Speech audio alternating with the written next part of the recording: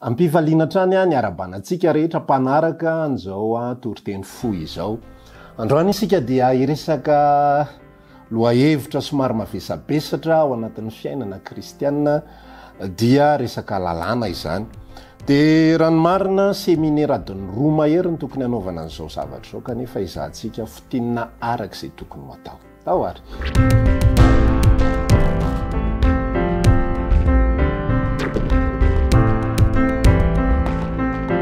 Galatiana toko faefatra andininy fa raika amby roapolo. Naran'i Jesosy, milaza amiko ianareo izay teo ambany lalàna.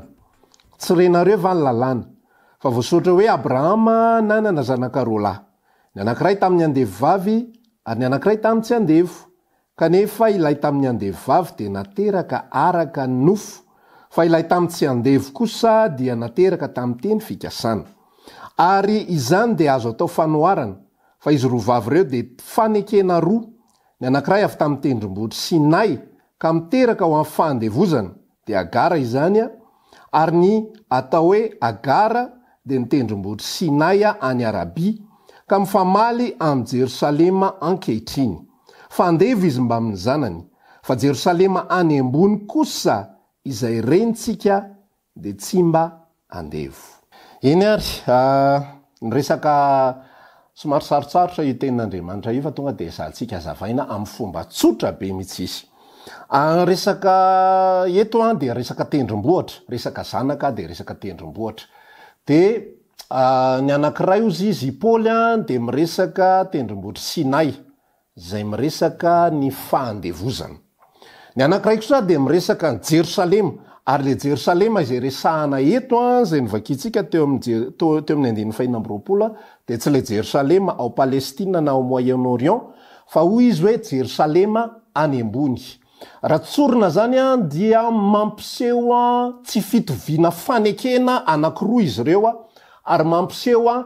karazam-panompoana anankiroa. Samy zanaky Abrahama na Ismaela na Isaka, fa nanana fanompoana roa samy hafa. Ny anankiray fanompoana izay endriky ny tendrombohitra Sinay, ary ny anankiray kosa fanompoana izay endriky Jerosalema vaovao, Jerosalema any ambony. Ny anankiray endriky ny fanompoana izay tao amin'ny fanandevozana, ary ny anankiray endriky ny fanompoana izay an'ny mpandova na an'ny zanaka.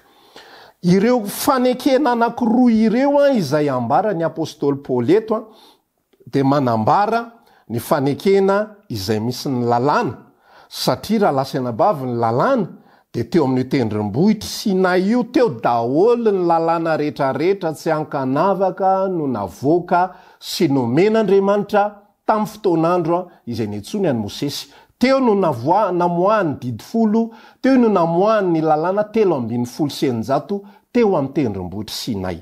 Dia izao ny ambaran'ny tenin'Andriamanitra, izay eo amin'io tendrombohitra Sinay io dia fanandevozana. Inona moa ny dikan'izany? Ireo lalàna 350 ireo dia lalàna fitsipipifehezana izay nomena ny olona izay andevo. Zay ny fanambarana, tsy izany mamorona. Nisy fotoana Jesosy zao niresaka tamin'ny Israel, tamin'ny Jiosy.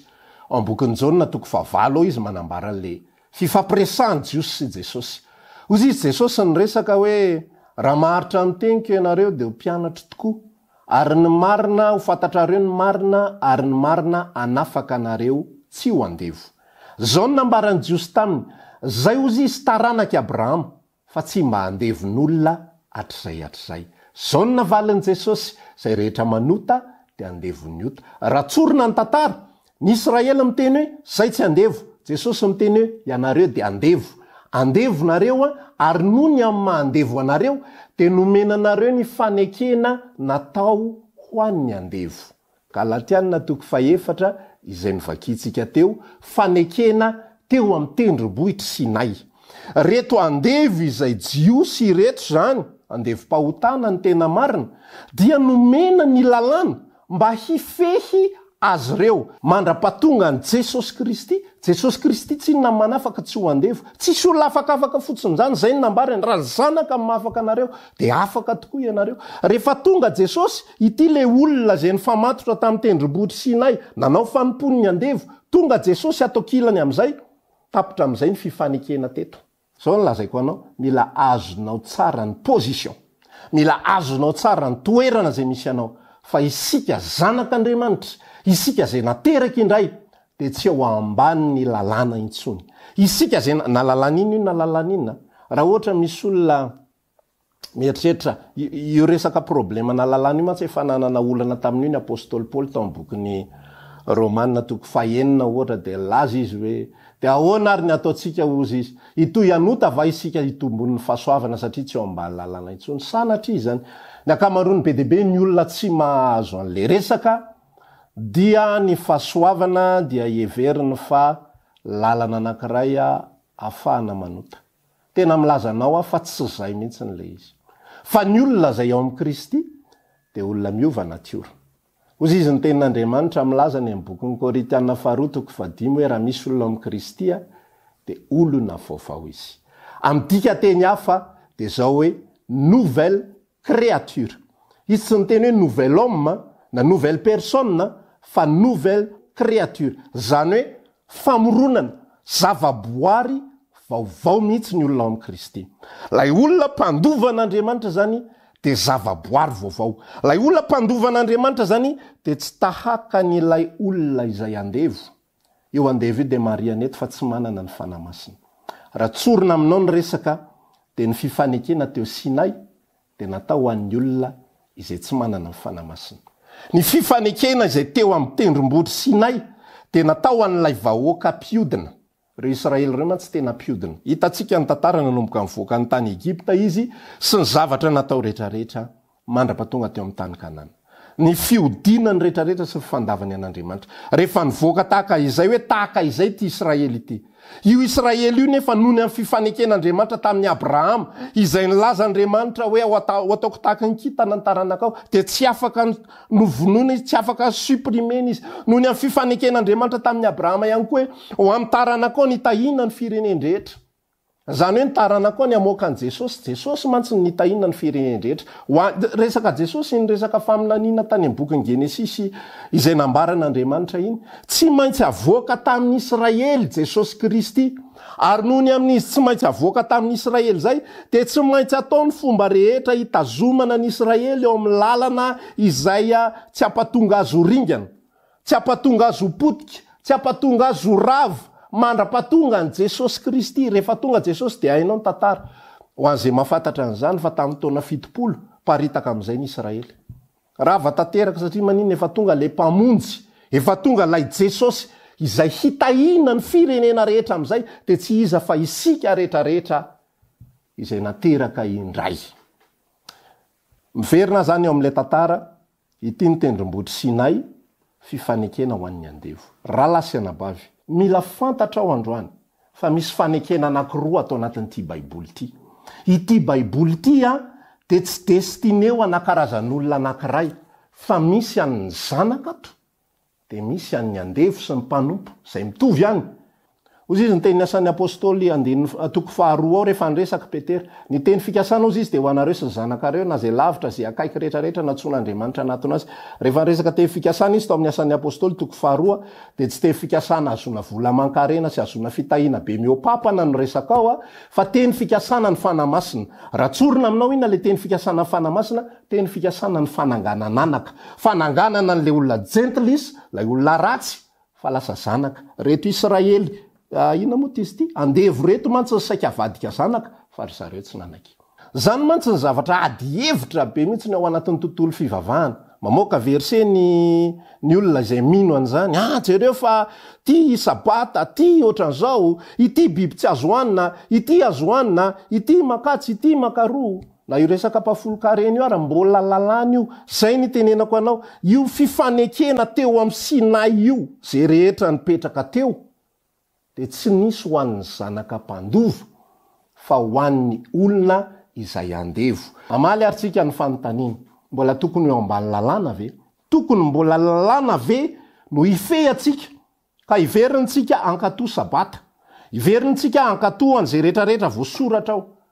Ary ozy izy ny tenin'Andriamanitra milaza hoe zay diso amin'ny anankiray diso amin'izy rehetrarehetra. Zay te hanamary tena amin'ny io lalàna io dia tsy folo ihany no anamarina ny tena, fa tokony izy 370 no hay tsara, dia iny no ankatoavina tsara. Fa isika izay zanak'Andriamanitra dia tsy ato amin'ilay fanekena voalohany, fa ato amin'ilay fanekena faharoa. Isika izay nateraka indray dia tsy ato amin'ity fanekena voalohany ara-nofo ity. Rehefa mandinika ianao ny zavatra rehetra ambaran'ny Deutéronomia, manomboka Exodosy moa zany, Exodosy, Nomery, Leviticus, Deutéronomia. Rehefa mandinika ianao zavatra rehetra ambaran'ireo boky ny lalàna ireo, zavatra ara-nofo daholo. Resaka fanadiovana, resaka filaminana, resaka fitandremana andro, ny antony hitandremana sabata agny mba tsy ho reraka ny olona, fa ny olona mantsy tsy mahalala reraka, fa tsy miasa ny miasa ihany ny ao anatin'ny sainy. Dia izy Andriamanitra hoe mba ilamina mba tsy ho reraka ianareo ka arary dia ho faty melohan'ny fotoana mena sabata nareo hitsarana. Ny antony ny hanomezana ny hoe tsy azo hohanina nye ny henan-kisoa sy ny krevety sy ny namany, dia tsotra be satria ireny zavatra ireny dia tsy mahasolo fahasalamana raha ny tena mariny. Resaka ara-nofo, zay ny fifaneken'i Jehova tamin'ny andevo. Ny lalàna dia natao ho an'ny andevo, ny fahasoavana dia natao ho an'ny zanaka. Tsotra be ny zavatra izay mbola ambarako anao anohizana ny resaka fanekena roa samihafa ny resan'ity Galatiana 4:4 dia fifampitondrana roa samihafa ihany koa zao ny fampitondrantsika ao anatin'ny tokantrano. Ianao zao raha manana mpanampy dia io mpanampinao io tsy maintsy asianao fitsipipefehezana. Tsisy olona mihitsy tompotrano ka hiteny amin'ny mpanampiny hoe zao mahafinaritra be atao amintsika mahazo fo amin'izay tiany foazany, ka na amin'ny 7 ary zety voafo mahazo fo. Izety amin'ny mampanampy azy dia tsy maintsy omena fitsipipefehezana. Mifohy ianao amin'ny 5 zao voafohy ianao amin'ny 5 mampirehatra afo ianao mikopaka afo ianao manamandro vary ianao dia vitsy zay dia diovinao ny trano dia vitsy zay dia mahazo mipetrapetraka kely aloha ianao. Tonga indray avy mandeha mianatra ny ankizy dia zao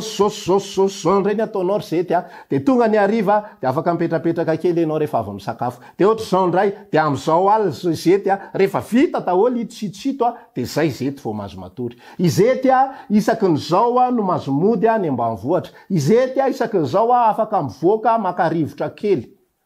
Misy didy amandalana ifehezana ny mpanompo. Zay le fanekena teto amin'ny tendrombohitra Sinay. Fa ny vadinao dia mino fa isika lehilahy zay manambady sarotra be mihitsy ny eritreritra an'izany hoe ny vady no tenenina amin'izany. Neny ny fotoana ifoazanao dia amin'ny 9 maraina, ka rehefa tonga ny amin'ny 9 maraina ka rehefa maneno rehefa io tsy maintsy mifoha ianao, dia tsy maintsy manadio ny ankizy ianao, dia tsy maintsy manao an'izao ianao, dia tsy maintsy manao an'izao ianao. Asiako tsindrim-peo mihitsy le tsy maintsy satria izay ny atao hoe lalàna. Dia amin'izao ianao vao matory, dia ianao mihery ianao vao mahazo manokatra frigo. Vadinao ve ny ataonao an'izany? Ny vadinao dia libre, mifohy izy efa niova, izy ny conscience hafa mihitsy ho fotom-pisaina ny vadinao. Ka izy tsy hanao an'izany, fatany ny ora tokony hifoazany, tsy mila baikonao izy, tsy mila tenenao izy ohatr'izao dia ohatr'izao dia ohatr'izao dia ohatr'izao, fa fatany zay tokony ho ataony. Ohatr'izay ihany koa raha lasaina bavy ho fofombadin'i Kristy. Ireto olona nateraka indray reto mantsy, reto dia sady zanak'Andriamanitra no fofombadin'i Kristy ihany koa. Mafantatra tsara ahoana ny fomba hafantarany satria izy nomena an'le, teotsika zao ny resaka hoe ny renim-pianakaviana manana an'le conscience, manana feon'ny fieritreretany izy izay mibaiko azy sy mampafantatra azy zavatra tokony ho ataony, na dia tsisy miteny azy ary zany. Isika kosa rehefa tonga zanaka dia hoy le fanambarana efa mifampiresantsika hoe ny rahan'Andriamanitra, ny rahan'Andriamanitra ny fanahiny zanany ao anatintsika. Etsotsika hoe apara eo napetraka Andriamanitra ny rahan'i Jesosy Kristy ny fanahiny ihany koa ny fanahin'le mazanaka ao anatintsika ao, dia io no mampafantatra atsika ny tokony ho ataontsika. Isika tsy baikoa ny didy amandalana izay miteny hoe aza mangalatra, aza mamono olona, aza mijangajanga, aza manao an'ity, aza mitsiriritra vadin'olona, aza mangalatra ny akanjony ihany, ataovy zao, ataovy zao, ataovy zao sy sisa rehetra. Fifaneken'ny mpanompo izany, fifaneken'ny andevo izany. Fa ny fifanekena amin'ny zanaka ny fanahy masina, lay fanamazanaka n nampidirina tao anatiny ary io fanamazanaka io no ahalalantsika ny sitrapon'andriamanitra afantarantsika ny fievitr'andriamanitra rehefa fantatsika ny fievitr'andriamanitra dia mandeha ho azy ny zavatra rehetrarehetra ny ferana am' jesosy kristy zany raha lasy anabavy tsy resaka zavatra be dehibe mialatsiny afa be dehibe amintsika na de efa kristianina ary mbola betsaka manontany hoe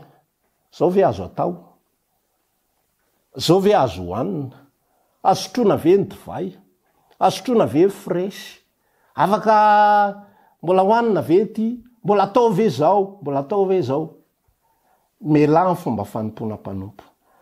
mila azo antoka aloha le fahateram-baovao rehefa azo antoka tsara ny fahateram-baovao menara mifankazatra amin'andriamanitra menara miresadresaka am' jesosy menara miresaka mihitsiny hoe ataopoko ato fanamasina ataopoko ato fanamasina tompo tia fantatra ny sitrapon'andriamanitra ozy izy le teny efa mifampizarantsika ndre mandeha tamin'ny tsy fantatro fotoana firy lasa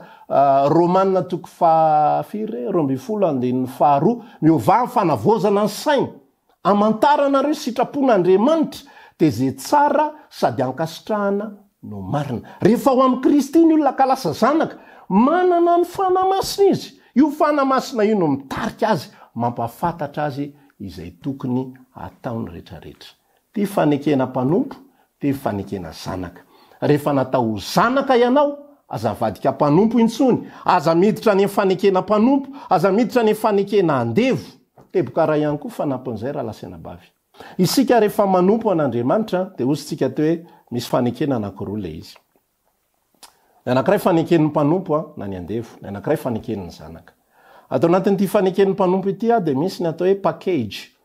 am' teny anglisy tsy haiko hoe inona ny anazavana azy am' teny malagasy ohatrany hoe fitambaran-javatra zany fifamatoran-javatra raha manaiky an'ity ianao de mahazo an'ity raha tsy manaiky an'io ianao de fotsitra an'ity misy olona efa nateraky indray efa nomena fanekena vaovao fa inona ny ataony ato am'le fanekena vaovao ty za le tendrombohatra any ambony izy efa nomena azy fa be dehibe ny olona tsy matakatra loatra ny alehibe ny zavatra nomena azy io de inona ny zavatra ataony atao anatin'ity baiboly ty ozy tsika misy fanekena roa ny anankiray an'ny mpanompo sy ny andevo ny anankiray any zanaka de lasa le zanaka mamadibadika ty testamenta taloha ty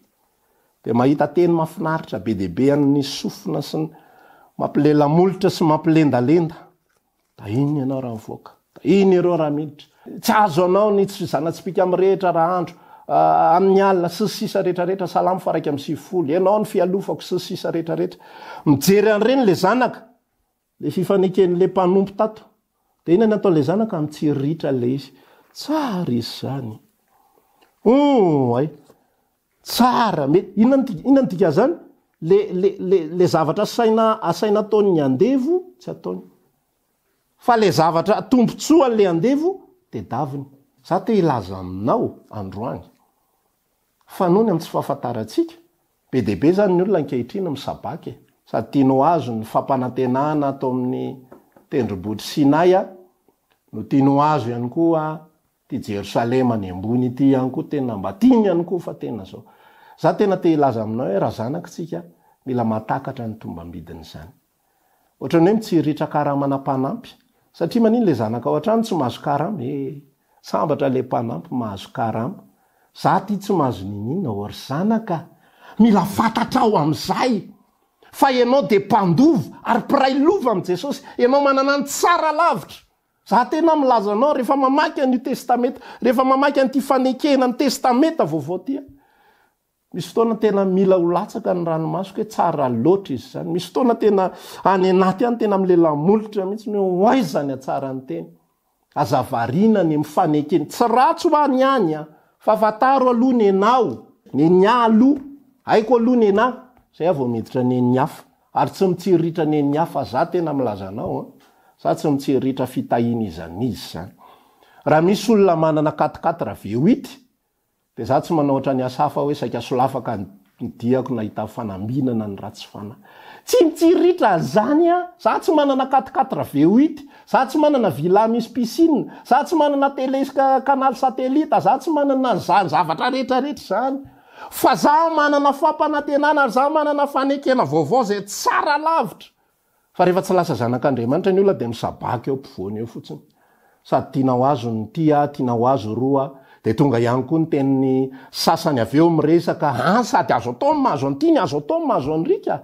zay an'ny mpanompo de an'ny mpanompo za tsy mitsiritra ny an'ny mpanompo sa mahazo zay tokony ho azoko eto am'izao tontolo zao ary zay tsy tokony ho azoko za tsy mitsiritra am'zany za tsy taitra am'zany